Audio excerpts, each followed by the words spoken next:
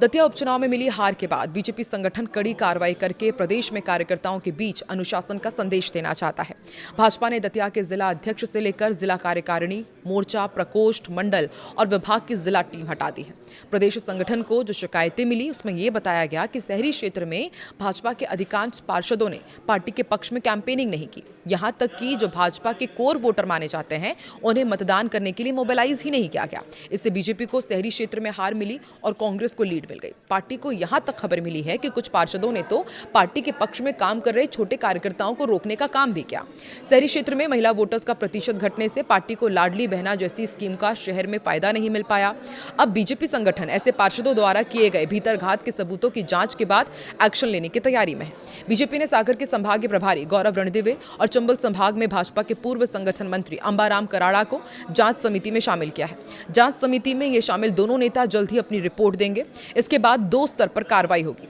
भाजपा ने 6 मंडलों के 46 शक्ति केंद्रों पर पूरा जोर लगाया, लेकिन चुनाव परिणाम के आधिकारिक आंकड़े बताते हैं कि साल 2023 में भाजपा पूरे नगरपालिका क्षेत्र में 2651 वोटों से पीछे थी। लेकिन इस उपचुनाव के आंकड़े ये बताते हैं कि नगर मंडल में भाजपा की हार का अंतर बढ़कर 5604 वोटों का हो गया। भाजपा के लिए शहर के अंतर में 2913 वोटों का और नुकसान हुआ, जो उपचुनाव में हार का सबसे बड़ा कारण बना। दतिया में नए जिलाध्यक्ष की दौड़ में पूर्व विधायक घनश्याम पिरोनिया और हाल ही में चुनाव हारे आशुतोष तिवारी के नाम चर्चा में है। घनश्याम पिरोनिया दलित वर्ग से आते हैं। आजाद समाज पार्टी के दलित वोटर को साधने के लिए भाजपा उन्हें जिलाध्यक्ष बना सकती है। वहीं यदि पार्टी नरोत्तम के खिलाफ कड़ा संदेश देना चाहती है तो आशुतोष तिवारी को जिलाध्यक्ष बनाकर उन्हें मजबूत नेता के रूप में स्थापित करने की कोशिश की जा सकती है। इससे पहले चुनाव परिणामों की समीक्षा के लिए मंगलवार दोपहर करीब 12 बजे सीएम हाउस में हाई लेवल मीटिंग हुई थी। इसमें सीएम डॉक्टर मोहन यादव, चुनाव प्रभारी भारत सिंह कुशवाहा, सह प्रभारी राहुल कोठारी, पार्टी प्रत्याशी आशुतोष तिवारी, प्रदेश अध्यक्ष हेमंत खंडेलवाल, प्रदेश महामंत्री राहुल कोठारी, कार्यालय मंत्री श्याम महाजन, डिप्टी सीएम जगदीश देवड़ा के साथ ही करीब 25 नेता मौजूद थे। भाजपा ने उपचुनाव के लिए पूर्व गृह मंत्री नरोत्तम मिश्रा की जगह आशुतोष तिवारी को टिकट दिया था, जिसके बाद पार्टी कार्यकर्ताओं ने तीखे विरोध प्रदर्शन किए। कई कार्यकर्ताओं पर केस भी दर्ज किए गए थे और इसके बाद नरोत्तम मिश्रा को खुद सामने आकर समर्थकों से तिवारी का समर्थन करने की अपील करनी पड़ी थी। दतिया में नरोत्तम मिश्रा का टिकट कटने के बाद जिलाध्यक्ष रघुवीर शरण कुशवाहा समेत कई पार्टी पदाधिकारियों ने इस्तीफे दे दिए थे। इस पर संगठन ने कहा था कि कोई भी इस्तीफा स्वीकार नहीं किया जाएगा, लेकिन अब उपचुनाव हारने के बाद जिले की पूरी टीम को ही हटा दिया गया है।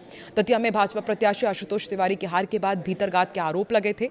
पार्टी के कई नेताओं ने दबी जुबान में कहा था कि नरोत्तम का टिकट कटने के बाद उनके स्थानीय समर्थक चुनावी अभियान में सक्रिय नहीं दिखे, वो पार्टी में रहते हुए भी दूरी बनाए रहे।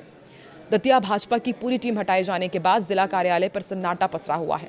मेन गेट अंदर से बंद कर दिया गया। संपर्क करने पर स्टाफ से कोई भी सामने नहीं आया।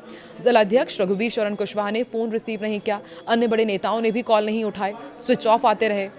दतिया उपचुनाव का नतीजा सिर्फ एक सीट का फैसला नहीं, बल्कि दोनों दलों की रणनीति और भविष्य की राजनीति का संकेत भी बन गया है। संगठन की पूरी ताकत झोंकने के बावजूद बीजेपी प्रत्याशी आशुतोष तिवारी कांग्रेस के घनश्याम सिंह से 6016 वोटों से हार गए। बीजेपी के हार के पीछे कई राजनीतिक और संगठनात्मक कारण माने जा रहे हैं। दतिया उपचुनाव का असर सिर्फ एक सीट तक सीमित नहीं रहेगा। इसका प्रभाव बीजेपी के संगठन, नेतृत्व और साल 2028 की चुनावी रणनीति पर भी पड़ सकते हैं। तो देखिए, अलग अलग समीकरण हमने आपको समझाए कि दतिया का उपचुनाव सिर्फ एक उपचुनाव नहीं था, साल 2028 का इसे एक लिटमस टेस्ट माना जा रहा था। तो आपको क्या लगता है कि क्या भीतरघात ही सबसे बड़ी वजह रहा कि पार्टी को यहाँ पर इतनी बड़ी हार का सामना करना पड़ा, जहाँ से पूर्व गृह मंत्री आते हैं जिन्हें शिवराज सरकार में दूसरे नंबर के मंत्री का दर्जा प्राप्त था। सोचिए, उनकी ही सीट से जो प्रत्याशी उतारे गए वो हार गए और अब यहाँ पर ढूंढा जा रहा है कि आखिर इसका मुख्य आरोपी कौन है, किसकी वजह से भाजपा हारी है। आपको क्या लगता है, कमेंट सेक्शन में जरूर बताएं।